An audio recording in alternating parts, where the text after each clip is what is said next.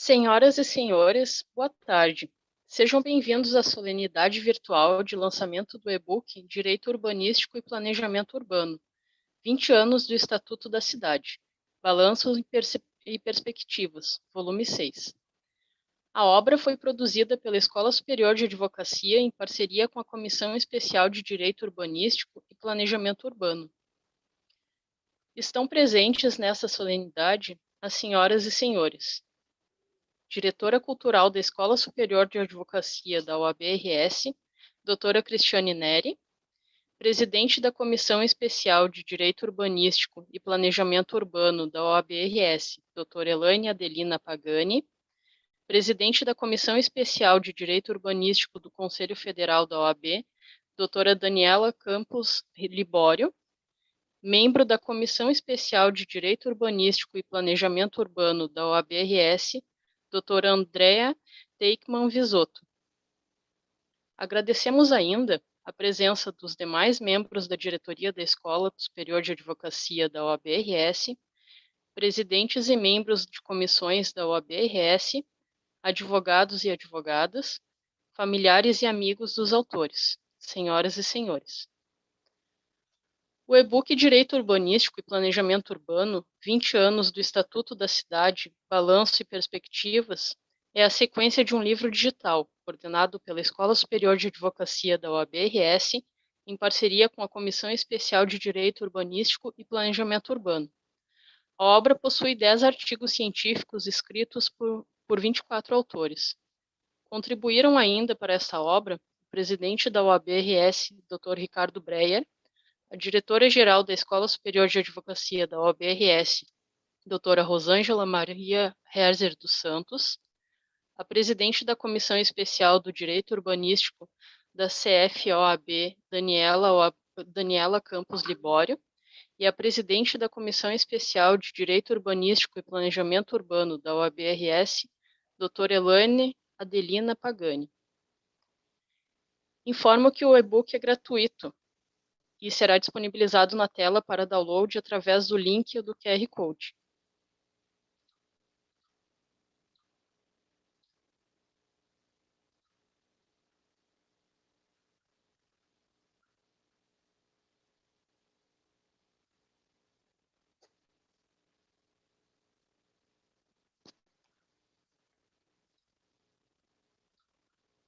Dando continuidade à apresentação do e-book, faço a leitura de nomes dos autores que compõem a obra.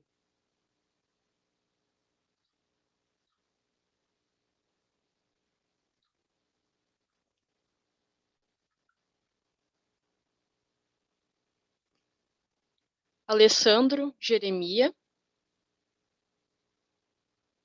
Andrea Ritter,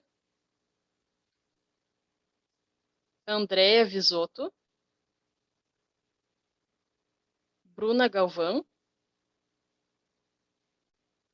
Carla Vasconcelos, Cristina Dalsasso, Diogiano de Lima, Elaine Pagani, Fábio Vanin, Grace Rampanelli,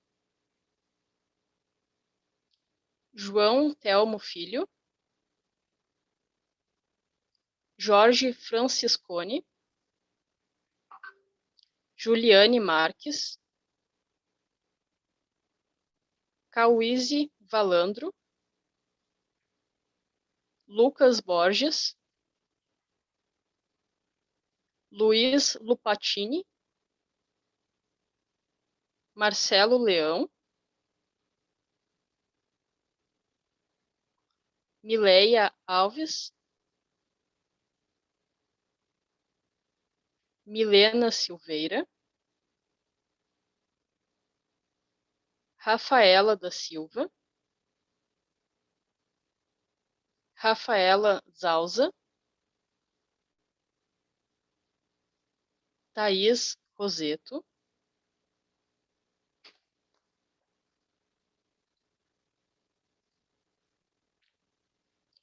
Neste momento, passamos a palavra à diretora cultural da Escola Superior de Advocacia da OAB-RS, doutora Cristiane Neri.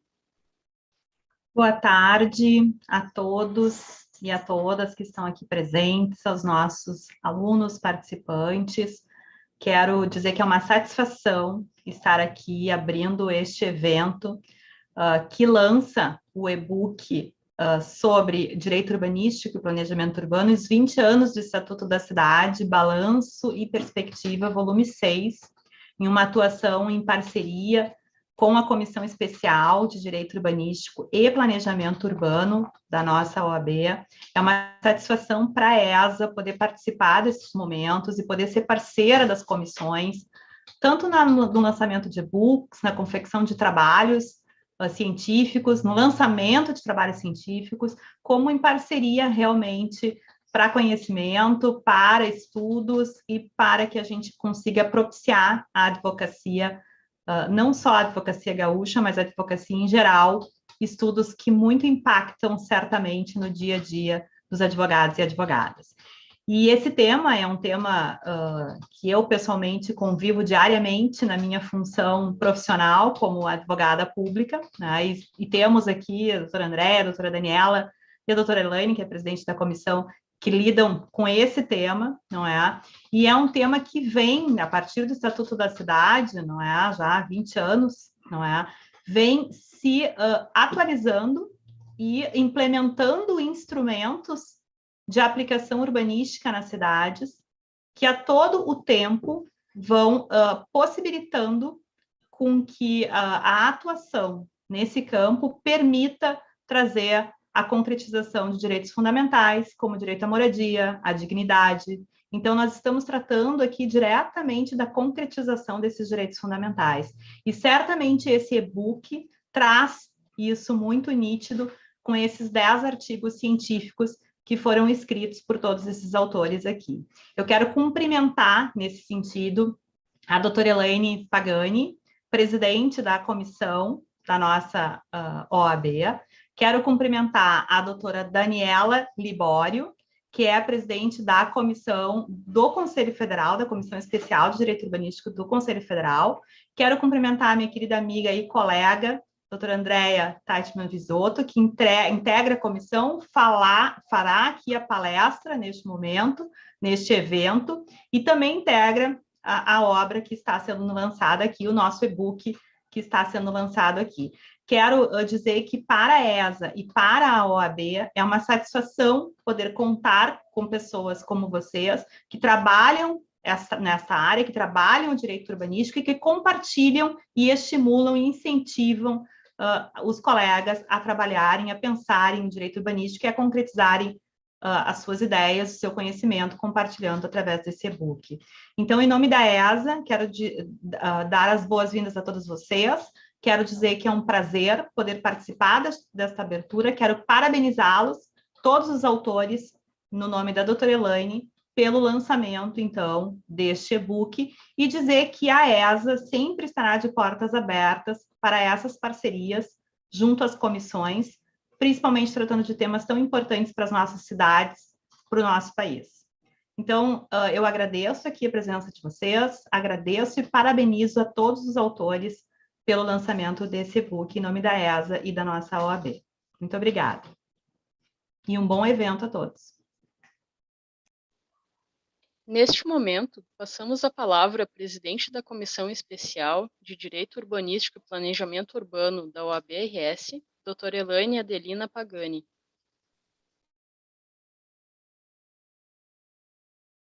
Senhoras e senhores, boa tarde. Sejam muito bem-vindos à cerimônia de lançamento do e-book da série Direito Urbanístico, que já está no seu volume 6º.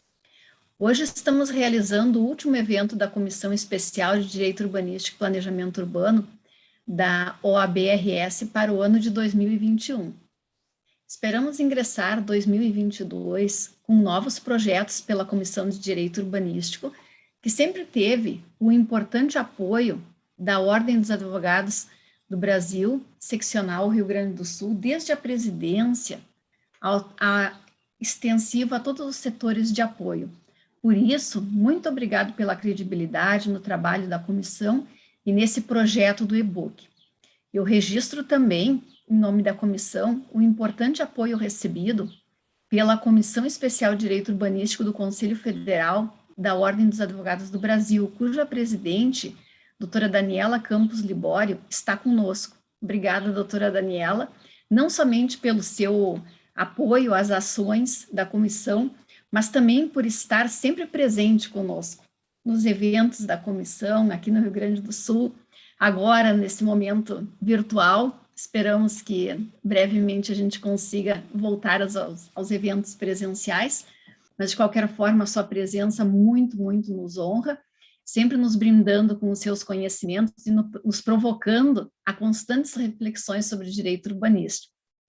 No decorrer da existência da comissão, este projeto de publicação de um livro por ano, reunindo obras de autores oriundos do direito urbanístico e áreas afins, sempre foi muito respeitado pelos membros da comissão. Então, muito obrigada aos nossos colegas da comissão pelo compromisso, pela dedicação. A doutora Andréia Teschmann Bisotto, que está aqui presente conosco, será nossa palestrante, a doutora Cláudia Bertoni, a doutora Daniela Pinheiro, o doutor Fábio Vanin e o doutor João Telmo de Oliveira Filho. E agora, os nossos ilustres autores, muito obrigado pela participação de vocês, pela contribuição dos trabalhos de vocês, que enaltece e qualifica muito a obra final.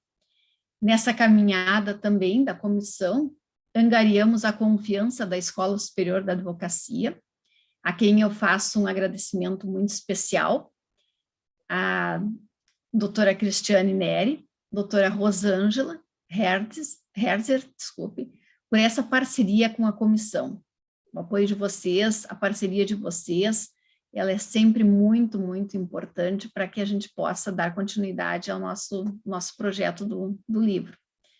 Isso demonstra o quanto o direito urbanístico, ele é importante e ele vem despertando interesse e alçando lugar de destaque, e, portanto, precisa estar na pauta de discussões e debates e reflexões da sociedade.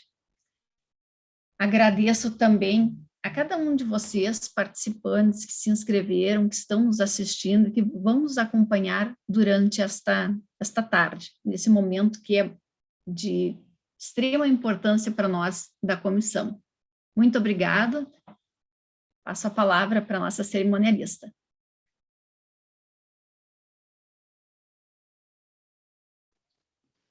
Obrigada. Neste momento, passamos a palavra à presidente da Comissão Especial de Direito Urbanístico do Conselho Federal, da OAB, doutora Daniela Campos Libório. Obrigada. Bom, boa tarde a todas e todos. É uma honra comparecer a mais esse evento aqui, como eu digo, da prodigiosa Comissão de Direito Urbanístico e Planejamento Urbano da OAB do Rio Grande do Sul, e saúdo a todas e todos presentes na figura de sua presidente, doutora Elaine Pagani, querida colega, amiga, de lutas e batalhas pela implementação de cidades mais justas, sustentáveis e equilibradas. E a minha fala brevíssima, só de introdução, e chegando ao fim da gestão desse mandato, desse triênio que se encerra nas OABs do país inteiro, independente das questões de reeleição, mas de qualquer forma são ciclos que se encerram, eu gostaria apenas de reforçar que o nosso esforço nesse triênio que se passou, e soma a isso a figura também de doutora Elaine, junto com as colegas e os colegas que compõem e compuseram a Comissão Especial de Direito Urbanístico do Conselho Federal, foi justamente trazer para dentro do sistema OAB a pauta e o tema do direito urbanístico, não é? Então, a nossa ideia perante todo o cenário brasileiro foi trazer este tema de maneira que ele não seja mais afastado, que, na verdade, que ele não seja mais desviado para caminhos que possam ser outros ramos do direito ou com compreensões que muitas vezes são feitas de uma forma um pouco mais fragmentada e menos sistêmica. É absolutamente fundamental que os sistemas de justiça, não é? Que os órgãos de justiça, e nesse sentido a OAB é a casa da advocacia e, portanto, a ponta da sociedade no sistema da justiça, porque a advocacia é a única das atividades do sistema de justiça que nasce da sociedade, porque os outros são papéis de Estado, não é? Então, nós temos um papel efetivo e absolutamente indissociável da realização de Estado social e democrático. Então, seja por tentarmos almejar isto na repactuação de cidades mais estruturadas, menos injustas, mais equilibradas, mas seja também para despertar a advocacia de um campo de trabalho em que a advocacia ainda não abraçou, também porque as faculdades ainda não abraçaram o direito urbanístico, também porque os cursos ainda não enfrentaram com seriedade, de maneira permanente, sistemática, não é, estruturada, o direito urbanístico como um ramo da ciência jurídica que precisa ser decodificado e compreendido com todo o seu objeto, com seu objetivo, com seus princípios, com seus instrumentos, não é? Com todo o seu arcabouço sistêmico científico. Então, trazer direito urbanístico para o sistema OAB, com estas comissões, a comissão no Conselho Federal e as comissões que já existiam ou começaram a passar a existir depois da Comissão Federal, não é simplesmente um ocupar de espaços, na verdade, um despertar, é um convite e é também uma provocação no sentido positivo de fazer com que efetivamente, a gente possa entender que a OAB no cenário nacional, estadual e local olham agora para o direito urbanístico com a seriedade que merece. Por quê? Porque o direito urbanístico é uma das ferramentas que entendemos absolutamente essencial para fazer a transformação social do nosso pacto público brasileiro, tão esperado e almejado por nós. Então, o direito urbanístico é uma dessas ferramentas, e papéis como esse aqui, de fazer um e-book, de fazer esse enfrentamento, de ter essa abertura pela ESA, porque Rio Grande do Sul tem sido pródiga nesse sentido, de uma convergência, de um alinhamento entre a seccional, com a ESA, com as comissões, com as temáticas que elas são anteriores, inclusive, à existência da Comissão Federal desse triênio, então cumprem um papel fundamental a conversar com a magistratura, a conversar com o Ministério Público, com defensorias, com também pesquisadores e cientistas da temática urbana, que não são o do direito, não é? Como economia, como engenharia, como arquitetura, como geografia, como cientistas sociais, enfim. Então, o que eu quero deixar aqui a minha marca é parabenizar o AB do Rio Grande do Sul, a ESA e a Comissão de Direito Urbanístico e Planejamento Urbano por continuarem a sedimentar conhecimento, a terem sempre portas abertas para que essa temática possa ser implementada, efetivada, debatida, para que a gente possa caminhar de maneira conjunta e alinhada na construção de uma sociedade mais livre, justa e igualitária. Então, parabéns a todas e todos os envolvidos, e para mim é sempre um motivo de muita honra comparecer aos eventos e aos momentos que a OAB do Rio Grande do Sul proporciona. E tenho certeza que será um lindíssimo evento e uma palestra também de altíssimo nível da colega da doutora Andréia, que já vai nos suceder. Muito obrigada. Obrigada, doutora Daniela. Neste momento, passamos a palavra a membro da Comissão Especial de Direito Urbanístico e Planejamento Urbano da OAB-RS, doutora Andréia Teichmann Visotto. Olá, boa tarde a todos e a todas. Gostaria de fazer uma saudação especial para minha amiga Cristiane Neri, para a doutora Elaine Pagani, e agradecer e elogiar esse trabalho tão profícuo que fizemos durante esses 3 anos, né? Eu mesma me surpreendo com a nossa produção, né? A comissão também, os colegas que estão nos assistindo através do YouTube, que também participaram efetivamente, Dr. Fábio, Dr. João Telmo, E uma saudação também especial à doutora Daniela Libório, agradecendo as suas gentis palavras. Gostaria de cumprimentar também aos autores dos artigos e aos demais assistentes. Bem, sobre o Estatuto da Cidade, o título Avanços, Retrocessos e Transformações. São tantos avanços, tantos retrocessos e tantas transformações que eu me permiti fazer um gráfico aqui para mim, a título de guia, para que eu não esqueça de nenhum ponto específico. E eu começo pelos avanços, porque sou uma pessoa otimista. E o avanço, o primeiro avanço que eu vejo, é a própria edição do Estatuto da Cidade.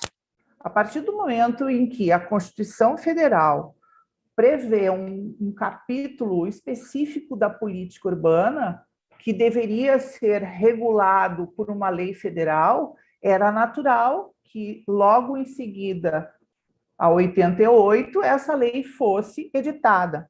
Mas ela só veio a ser editada em 2001.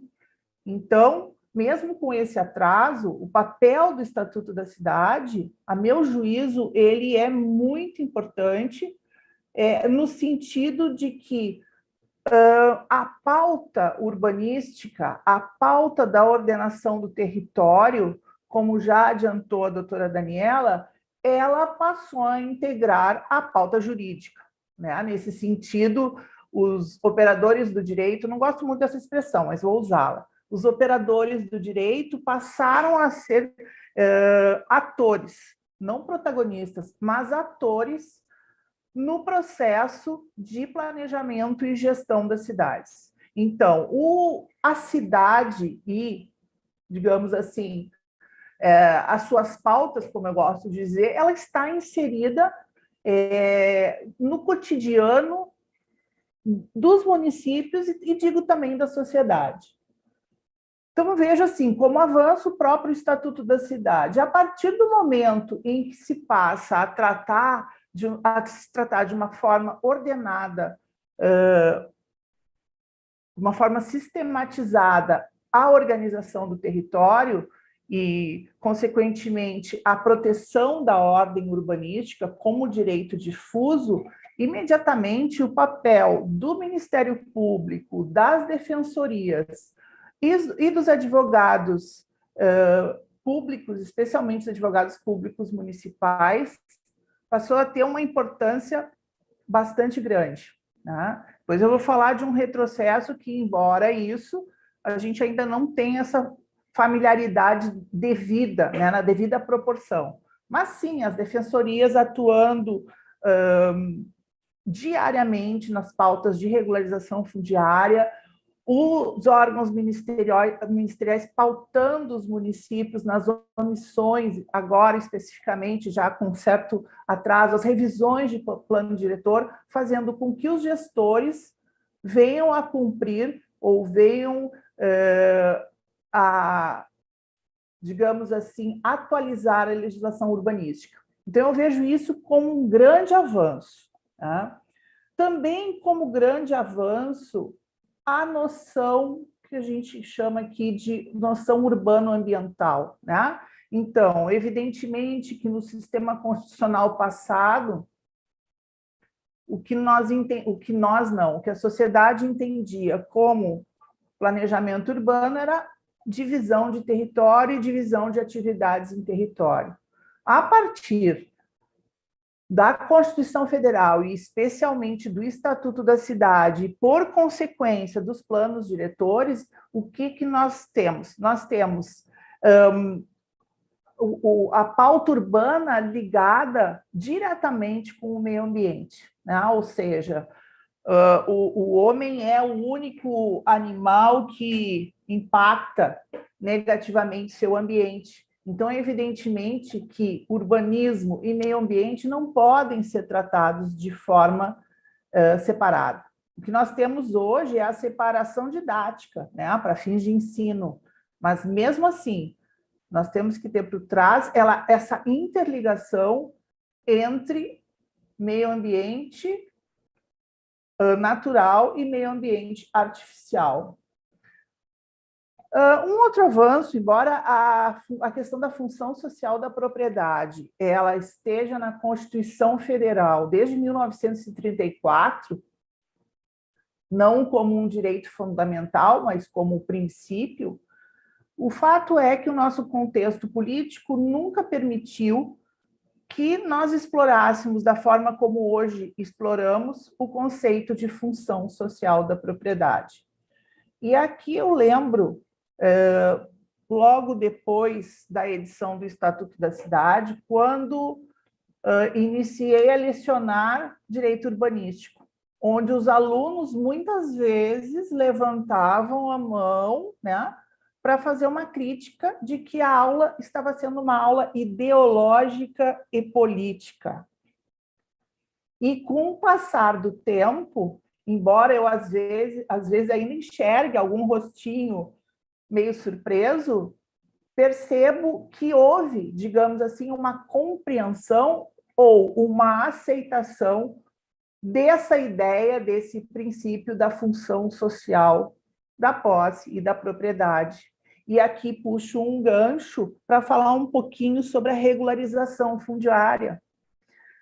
Quem já teve oportunidade de trabalhar com regularização fundiária antes e depois da Constituição Federal e do Estatuto da Cidade, digamos assim, antes da Constituição Federal pouco se falava sobre isso, porque sempre a prevalência era da propriedade.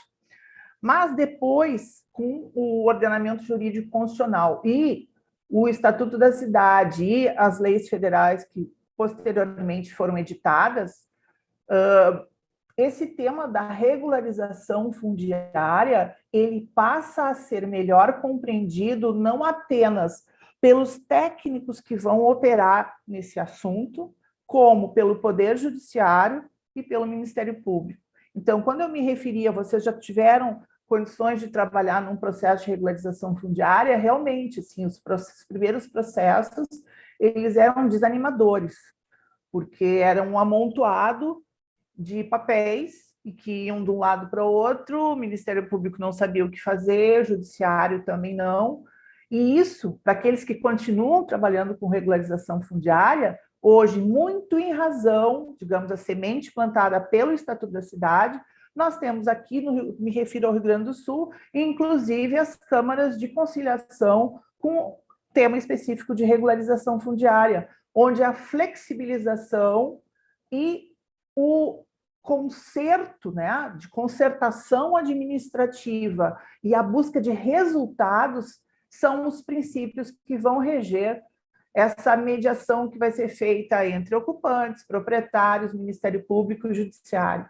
Então, aqui eu saliento esse avanço, mesmo que a gente tenha muito a caminhar ainda, e temos mesmo, mas se comparado ao que tínhamos antes, realmente a diferença é bastante grande. Também é importante salientar a questão da gestão democrática da cidade. No mesmo sentido, quando se falava da gestão democrática da cidade lá atrás, mesmo aqui em Porto Alegre, nós familiarizados com o orçamento participativo, sempre vinha aquele comentário de que aquele tema era um tema político partidário, né? E com o passar dos anos, evidentemente, que a participação popular, a gestão democrática da cidade, ela foi se consolidando no cenário urbano, a ponto de uma certa familiarização com as audiências públicas. Né? Hoje, qualquer cidadão, qualquer morador, qualquer habitante de cidade está familiarizado e, inclusive, participa de audiências públicas. Ressalva, evidente que a participação que gostaríamos em alguns temas não chega a ser aquela ideal, mas é possível afirmar, sim, que tivemos uma evolução bastante grande de 2001 para cá. Penso também que, como avanço, nós podemos ainda mencionar que, de forma voluntária ou não tão voluntária, os municípios foram compelidos a terem uma política urbana, uma política pública de ordenação do seu território, uma política pública que vai tratar sobre regularização fundiária. Dentro dessa política pública, há formas inovadoras de financiamento das cidades, uma vez que toda essa pauta urbana ela abrange não só a questão de divisão de território, mas uma série de aspectos sociais, econômicos, de educação e de saúde como parte desse tecido urbano. Então, e com isso, nós tivemos compulsoriamente a especialização, e aqui também refiro novamente o comentário da doutora Daniela, aqui nós temos um mercado aberto para os advogados. Por quê? Nós temos a especialização dentro das procuradorias jurídicas municipais, e aqui eu cito Porto Alegre como pioneira na uma procuradoria específica de regularização fundiária, e também procuradoria específica de urbanismo e meio ambiente. Então, em termos no campo público, essa área ainda está em franca expansão.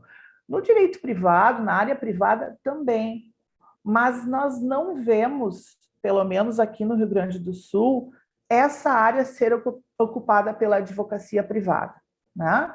Então, muitas vezes, e essa é uma diferença que tem que ser feita, nós nos deparamos com colegas que tratam do direito imobiliário, do direito registral, e vêm tratar de pautas urbanísticas com aqueles princípios que nem sempre são adequados de serem utilizados dentro da área do direito urbanístico, tá? Ou colegas também que vêm da área civil e também vêm operar nessa área do direito urbanístico com aquelas ferramentas que não são adequadas para tratar desse nosso objeto cidade.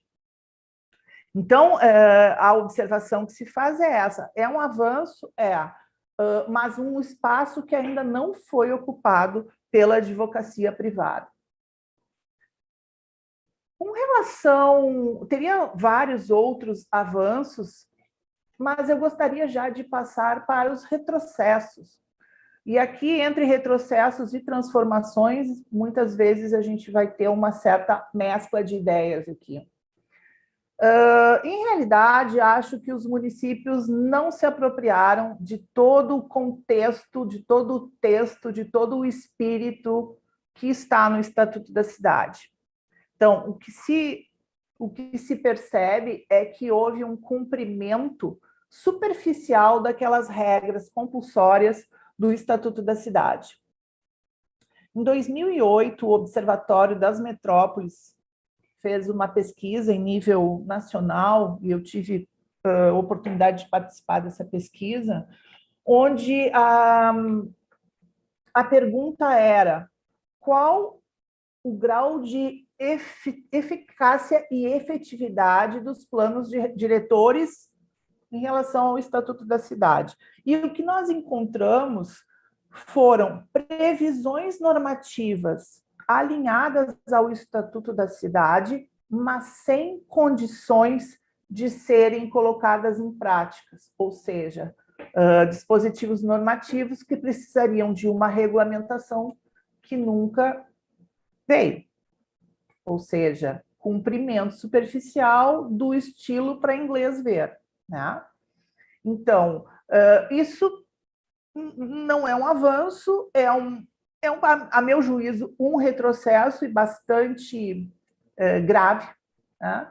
Porque dentro do Estatuto das Cidades, por exemplo, nós temos novas, eu não vou chamei de novas, mas não tão novas assim, formas de financiamento de cidade.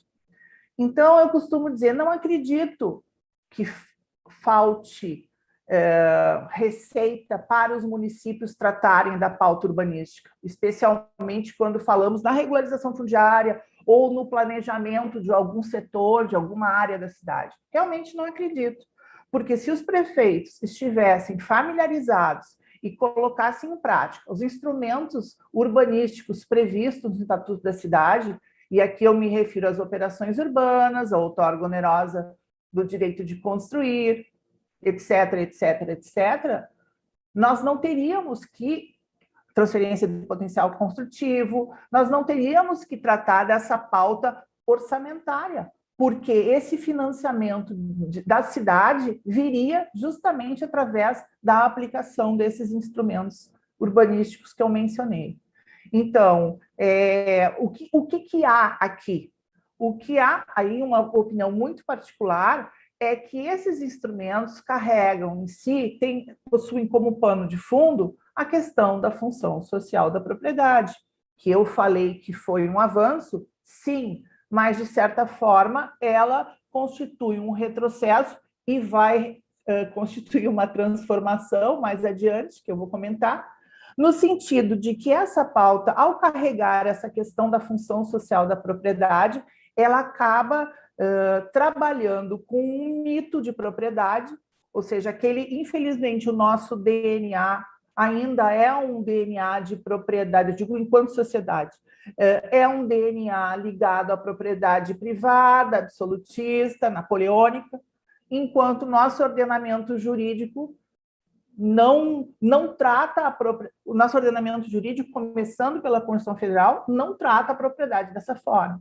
Tá? Então, muitas vezes, na minha opinião, esses temas deixam e ficam latentes, deixam de ser explorados pelos municípios em razão de pressões de toda a natureza, porque vão explorar e vão mexer com a propriedade num sentido previsto no nosso ordenamento constitucional e no Estatuto das Cidades. Então, é uma lástima que isso aconteça, porque efetivamente o Estatuto da Cidade ele traz, se não todas essas respostas, é evidente que não as traz, mas algumas respostas e algumas soluções para muitas questões da problemática urbanística atual.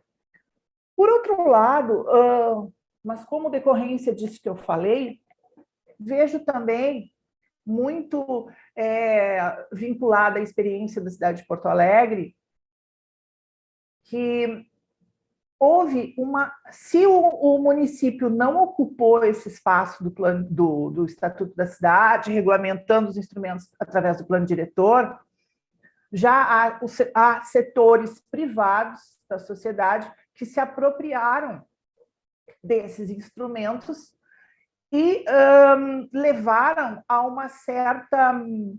um certo equívoco na aplicação desses instrumentos. E aqui, novamente, eu me refiro à outorga onerosa do direito de construir. Tá? Quer dizer, a meu juízo, e aqui me refiro especialmente ao plano diretor da cidade de Porto Alegre, a concessão de outorga onerosa do direito de construir de forma gratuita constitui renúncia de receita. A não atualização dos valores do metro quadrado de índice construtivo, meu juízo, constitui renúncia de receita. Tá? Então, se por um lado a administração pública não se apropriou dessa legislação e desses instrumentos, outros setores da sociedade se apropriaram e acabam interferindo através de outros meios à administração pública. E isso é muito nefasto.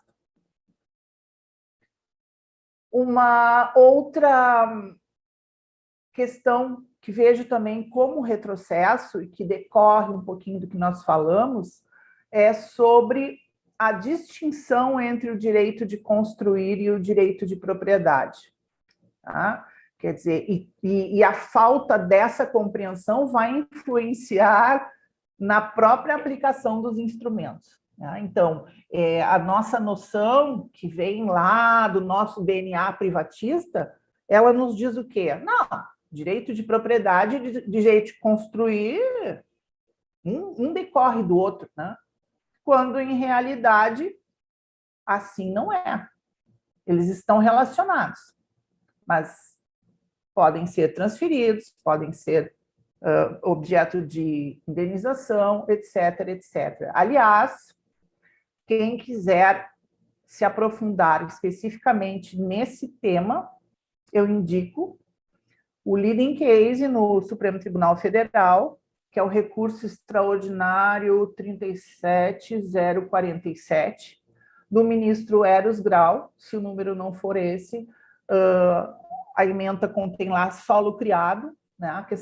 A diferença entre ônus e não utilização do potencial construtivo a mais, onde o ministro Eros Grau, numa verdadeira aula, ela explica com muita perspicácia a diferenciação entre o direito de construir e o direito de propriedade, tá? Que a gente aqui não tem tempo de explorar. Esse acórdão é de 2008.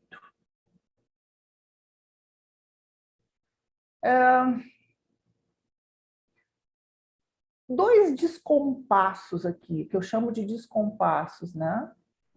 Que, em realidade, a dinâmica da cidade, ela é completamente diversa da dinâmica da evolução da nossa legislação. Então, obviamente, que é fácil a gente afirmar que, digamos assim, o fato acontece muito antes da edição de qualquer legislação. Então, nesse sentido, o Estatuto da Cidade chegou muito depois do planejamento e da gestão das cidades. Então, no caso, a legislação urbanística ela se distingue das demais porque ela é uma legislação que ela precisa de constante monitoramento, no sentido de verificar se ela se ajusta ou não se ajusta ainda à realidade daquela cidade. Então, esse descompasso que há entre realidade e legislação, infelizmente, ele é, a meu juízo, um retrocesso.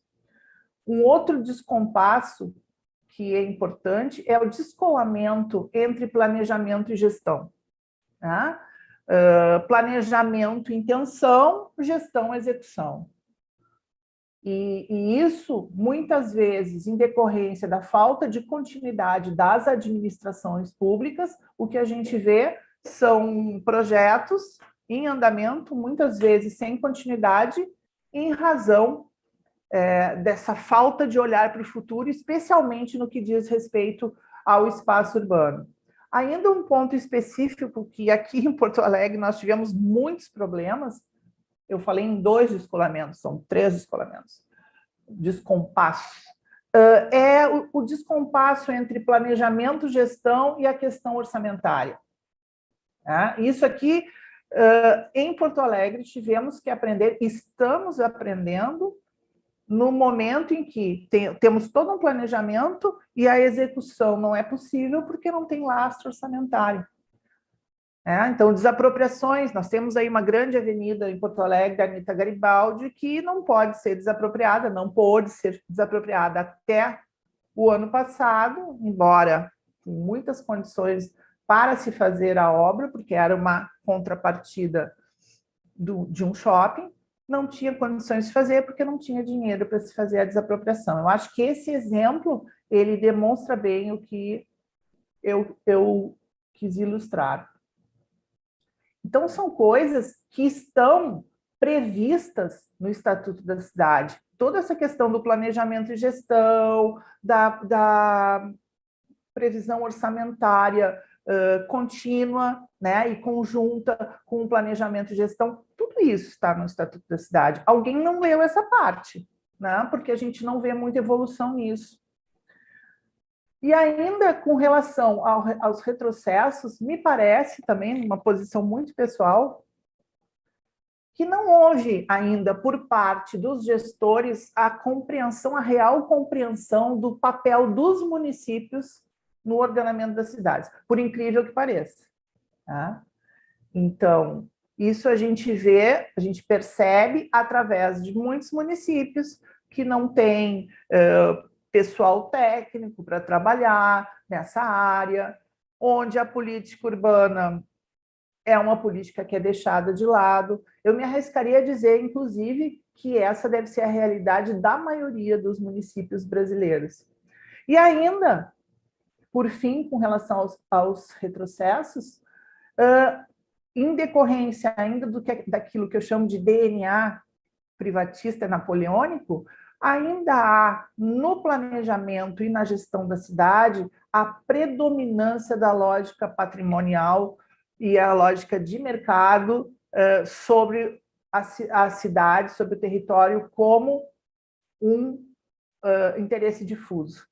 Né? Então, as pressões de setores diversos da sociedade, isso faz parte. Né? A cidade é um território, é um espaço de conflitos, mas a lógica patrimonial, depois de tantos anos, não deveria ainda predominar no planejamento e na gestão urbana, como em muitos casos a gente percebe. Com relação às transformações, e aqui vocês vão ver que eu misturei avanços e retrocessos, vejo que a inserção do jurídico, né, como eu havia falado, é uma transformação na pauta planejamento urbano.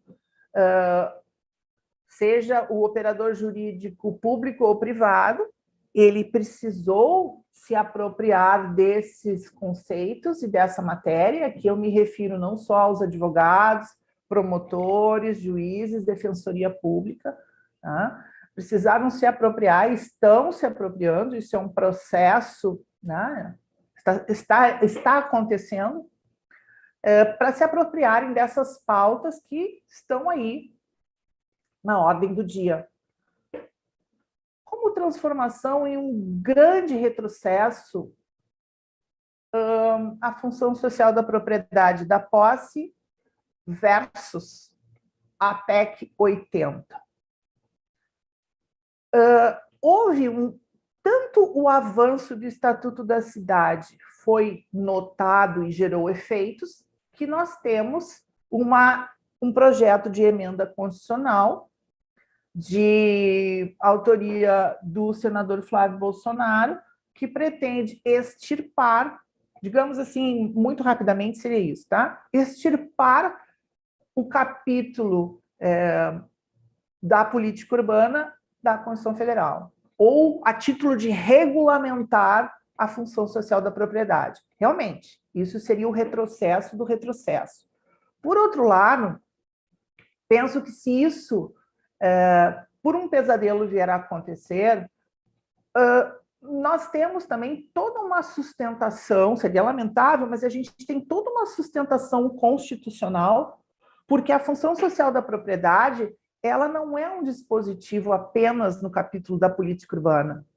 Ela é um preceito, está lá no artigo 5º, a função é garantido o direito de propriedade, vírgula, desde que a propriedade atenda a sua função social. Então, a gente não enxergamos mais a propriedade através do seu proprietário, mesmo aqueles que têm o DNA napoleônico, né? Nós enxergamos a sua propriedade através da função que ela exerce. Então, mesmo que essa PEC siga adiante e que seja aprovada, nós temos todo um sustentáculo do sistema constitucional que pode, digamos, auxiliar na preservação dessas conquistas todas que tivemos justamente com relação à questão da função social. Vejo também como transformação, e me refiro especialmente à cidade de Porto Alegre, a questão do uso dos termos de ajustamento de conduta e dos termos de compromisso e do ajustamento de contrapartidas de grandes empreendimentos como documentos de execução extrajudicial. Então, os termos de compromisso e termos de ajustamento de conduta feitos não apenas pelo Ministério Público para regular situações de irregularidade, seja no patrimônio histórico, na ocupação de terras, na regularização fundiária. Esses instrumentos, eles passaram a ser instrumentos também utilizados pelo município para a regulação das contrapartidas desses grandes empreendimentos também. Aliás, essa pauta das contrapartidas dos grandes empreendimentos, fazendo quase que uma equiparação aqui com o princípio do poluidor-pagador, né? E mais profundamente fazendo um paralelo com a questão da cidade justa, que é outro elemento, outro tema de discussão que passou a integrar a pauta urbanística, né, da justiça urbana, o que é isso, como fazer. Então, essas contrapartidas, no início da história, quando começaram a ser utilizadas, elas eram vistas como... Qual era a palavra que se utilizava? Extorsão. Essa era a palavra, há pouco tempo, em alguma gestão passada, aqui em Porto Alegre, foi utilizado esse termo por um prefeito. Mas isso é extorsão? Não, isso não é extorsão. Isso é uma medida de equilíbrio e de justiça urbana. Então, o uso desses instrumentos urbanísticos eu vejo como uma transformação. Hoje, essas contrapartidas, elas são discutidas no mérito, né? Então, o empreendedor não concorda com aquela contrapartida e demonstra porque ele não concorda. Mas esse procedimento ele avançou tanto em Porto Alegre que hoje não há mais discussão sobre o dever de dar contrapartidas, sejam elas mitigatórias, compensatórias, de natureza urbanística, ambiental ou até mesmo social. Se alguém quiser dar uma olhada, materializar isso, como funciona, site da PGM, da Procuradoria Jurídica de Porto Alegre, lá estão publicizados todos os termos de compromisso feitos com os grandes empreendedores, com as justificativas, né, os considerandos, e quais medidas foram exigidas e são monitoradas. Hoje tem-se dentro da Procuradoria do município de Porto Alegre um setor específico para fazer o monitoramento dessas contrapartidas. Por fim, acho que há uma transformação que decorre um pouquinho desse item anterior que eu estava falando, que é a cooperação, né, da atividade privada na construção das cidades. Isso também, diretriz de planejamento que está no artigo 2º do plano diretor, onde o empreendedor, o proprietário privado, muitas vezes ele já se deu conta dessa parcela social de solidariedade urbana que ele precisa contribuir. Então, mesmo que de forma tímida, isso já acontece. Então, veja assim, que entre acertos, desacertos, balanços e expectativas, nós temos aí um caldo, né? Temos muito a avançar, muito mesmo, mas, no meu sentir, acho que se voltarmos a 2001 ou se voltarmos a 88, muito se caminhou. Eu agradeço a todos e passo a palavra para a cerimonialista. Muito obrigada.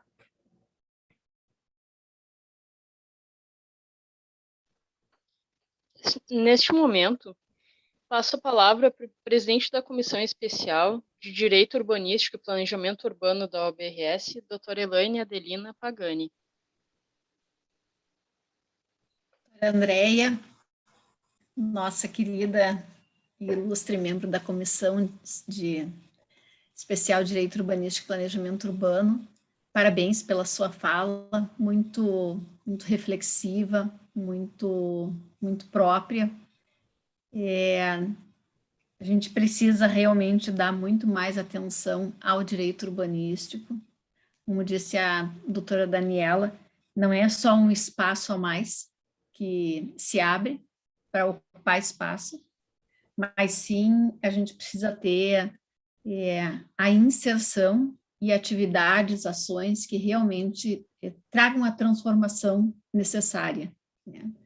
Acompanhada de muito estudo, muita reflexão, porque tratar de cidades, estamos tratando do coletivo, e no coletivo nós temos muitas diferenças, muitas necessidades, e tudo isso tem que ser, então, visto e trabalhado de uma forma que venha ao encontro do bem comum, né? Como é difícil isso, mas que bom que eu acho que essa sementinha ela já está plantada, ela já está começando a dar os seus frutos, e aos poucos a gente vai conseguir.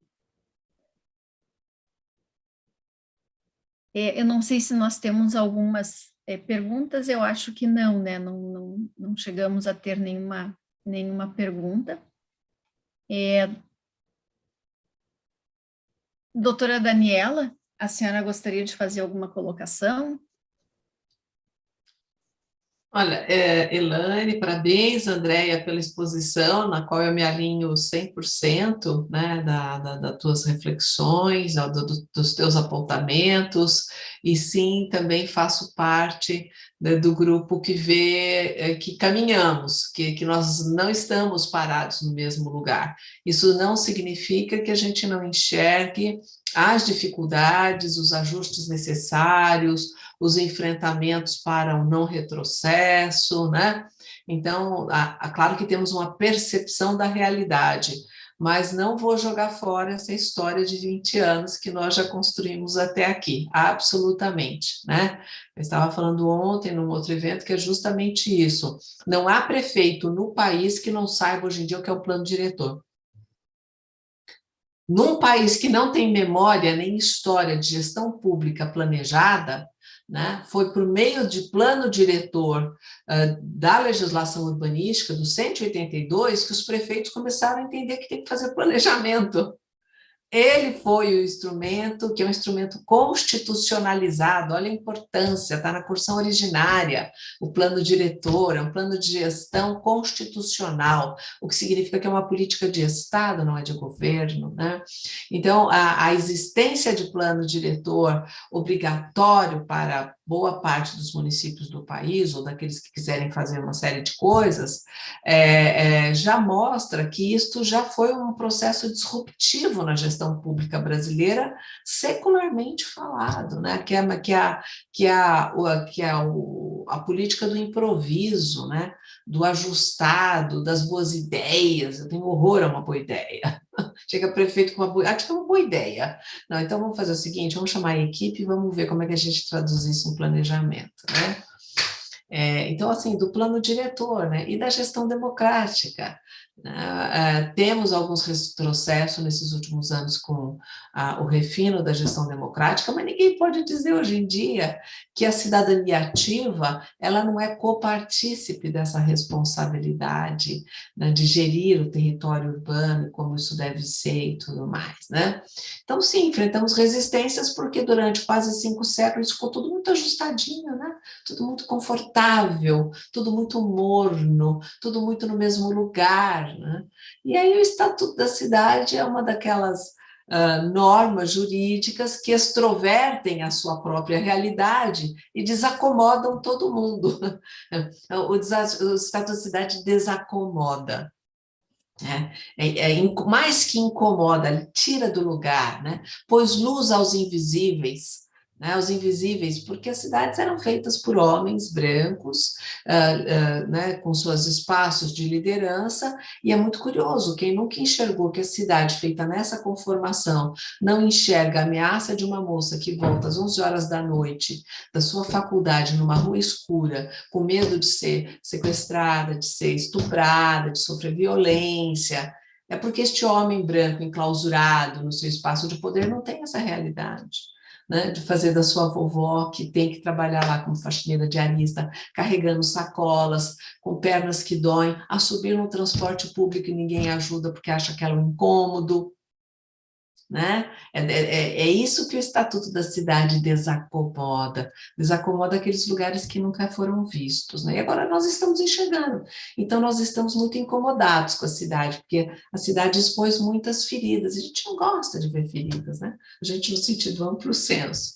E aí, o que a gente faz? Abafa de novo? Não, a gente não abafa de novo. Vamos pôr mais luz, vamos cuidar dessas feridas, e por meio, né, de ferramentas como o Estatuto da Cidade, nós podemos, quem sabe, curar algumas, deixar algumas cicatrizes, mas fazer com que esse corpo fique efetivamente saudável, que são as nossas áreas urbanas e o modo de viver contemporâneo, que é urbano e é irreversível.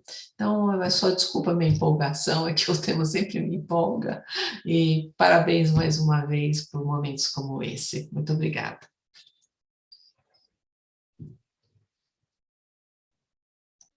Realmente, ele é muito empolgante mesmo, e a senhora colocou de uma forma muito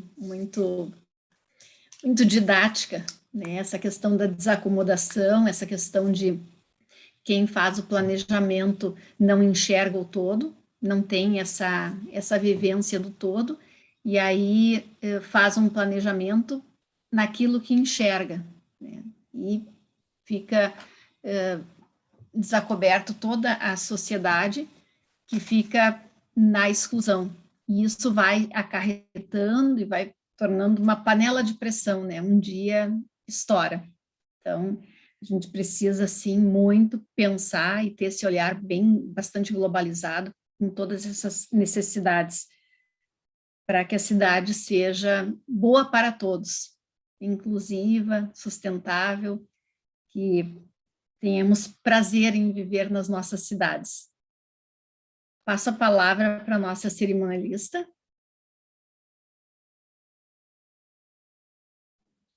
Obrigada. Agradecendo a presença das senhoras e senhores, damos por encerrada essa cerimônia. Lembramos que as gravações dessa solenidade ficarão disponíveis aos inscritos no portal do aluno por até 90 dias e também no nosso canal do YouTube. Tenham todos um bom dia. Boa tarde a todos. Obrigada.